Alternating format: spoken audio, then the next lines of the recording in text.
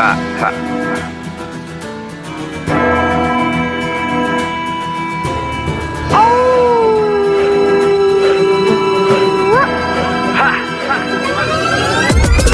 and swords, field of wars, fighting my blood down to the core. Warriors from medieval age, fear the reign of night brigades. Crusades into the room, moving through the temples and tombs. Scared and placed, prepare to face Professor Awesome and the minions of doom. Professor Awesome and the minions of doom. Professor Awesome and the minions of doom. Professor Awesome and the minions of doom. Professor Awesome and the minions of doom. Professor Awesome and the minions of doom. Hello, minions. I'm here today to talk to you about Monty Python and the Holy Grail, a film from 1975.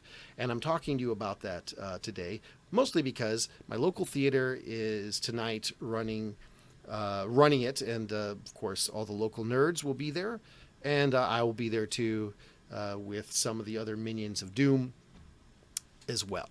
And so I'm here to give you 3 medieval in-jokes that you might not have caught in Monty Python and the Holy Grail. This is 3 because the number of counting must be 3.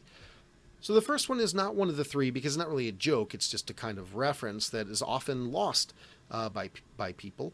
And the first one has to do with the idea of the Trojan rabbit. There's a Trojan rabbit, which seems like a not medieval reference to us, right? It's a classical reference to the Trojan War. So it seems like they've imported something that belongs in another era. But in fact, if you read particularly Arthurian romance, but all sorts of medieval histories and romances, they almost always trace themselves back to Troy and the Trojan War. It's a very important theme with them. And so it really is a kind of medieval reference, even though it's a reference to, in the Middle Ages, obsession with Troy and the Trojan War.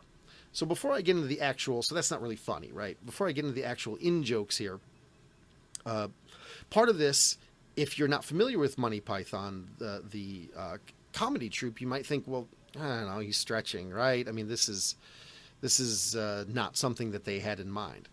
Oh, quite to the contrary. When you look at the biographies, you'll see that not only are most of them very highly educated, but they also have a particular educational interest in the medieval and the Middle Ages, with degrees in medieval history, etc.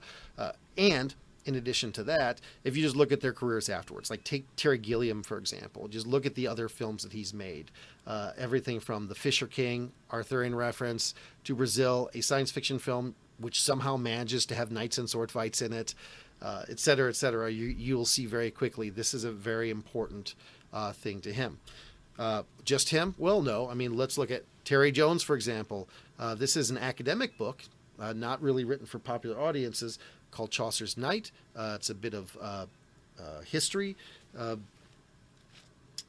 have to say I disagree with its conclusions, but it's very well researched and well written. It doesn't have that kind of dilettantish feel that you might get with some other celebrity, approaching this kind of thing. I mean, these guys were serious about what they were doing, and so these comedy references come out of this well of knowledge. So the first of the actual references, the seduction at Castle Anthrax. We have the scene where Galahad the Chaste goes in and saves the damsels in distress, or tries to, and they're trying to seduce him. And in there, the joke, of course, is that he's trying to maintain his chastity and they're trying to seduce him. But this is a joke that would have been very, very common in the Middle Ages. And we see all sorts of little gags in Arthurian romance particularly, but elsewhere in medieval literature, about knights who are who are being seduced either by femme fatales or other ways in which there's an ironic turn on the trope, because the trope was already so common then that you already see the artists turning on this. And probably the one which you may have read in high school is Sir Gawain the Green Knight. Sir Gawain the Green Knight, which, by the way, also opens with references to Troy.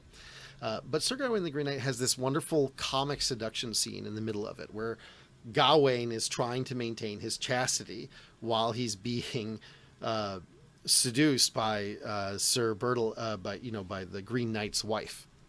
And he's trying, and every time she's chipping away at him a little bit more, and he's she's crawling into bed with him. He's like, oh no.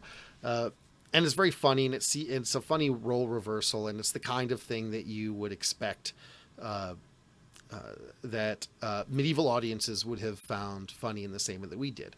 There's also an additional kind of funniness in that one, which is not associated with the Monty Python film, and that is that Gawain has this reputation in medieval literature for being quite the ladies' man. There are a lot of medieval stories where two knights go riding out, one of whom is Gawain and one of whom is another one, and they'll ride out together, and Gawain will suddenly see an attractive maiden, and he'll say, "See, I'm going to go chase that maiden," and he'll leave the story, and then the almost 90% of the story then is about the other knight who then at the end, either just when the plot needs him to come back, he comes back and says, "Well, I was just with that maiden and now I'm back," or afterwards, after all the action's done, he comes back and he's missed everything because he was too busy sleeping with this comely tavern wench or whomever he had run into. So the seduction scene is part of a kind of long tradition of kind of inverting of medieval literature, of inverting the idea of seduction in these. Number two is the belligerence of rabbits. We of course talked about the Trojan rabbit, but besides that, we also have this violent rabbit, and this seems again of a piece with 1970s British absurdist comedy, right? Well, in this particular case, rabbits are on medieval manuscripts very, very, very often, so often depicted as violent, belligerent, or warlike. And if you don't believe me, just go in your search engine and type in rabbits medieval manuscripts and look at all the images that come up and notice how often the rabbits are just being violent.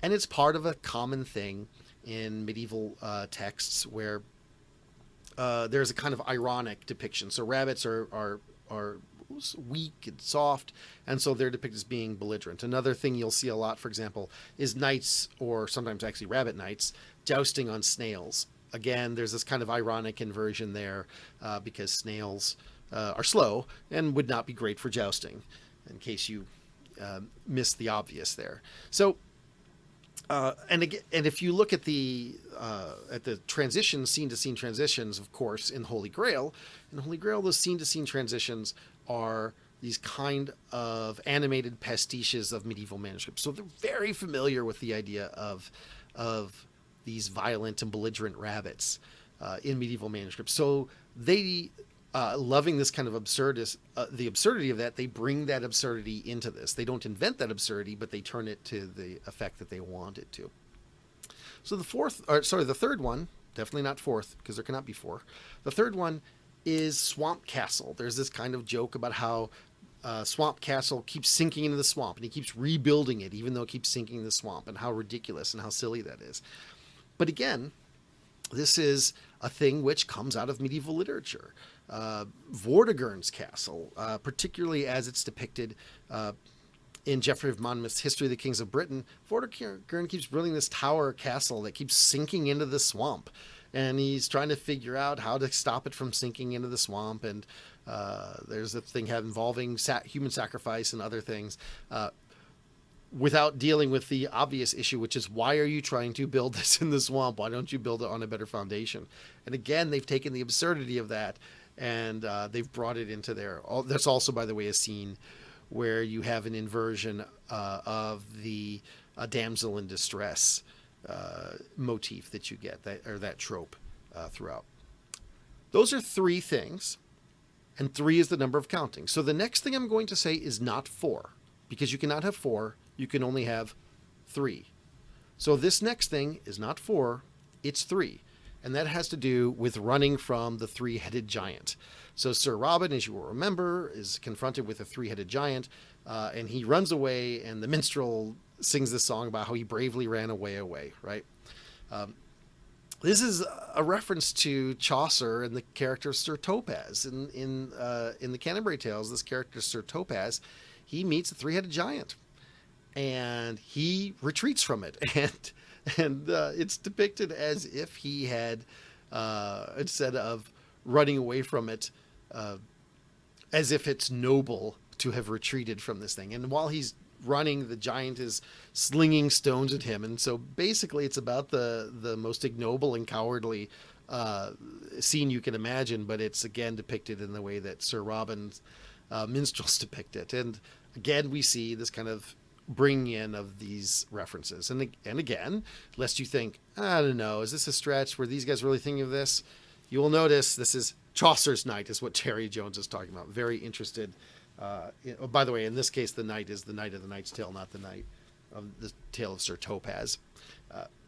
So those are three, definitely not four, but three things. The first of the three things is the seduction. The second of the three things is the belligerent rabbits. The third one is Swamp Castle. And the third one is the running from the three-headed giant. Those three, not four things, are three, not four, medieval in-jokes from Monty Python and the Holy Grail.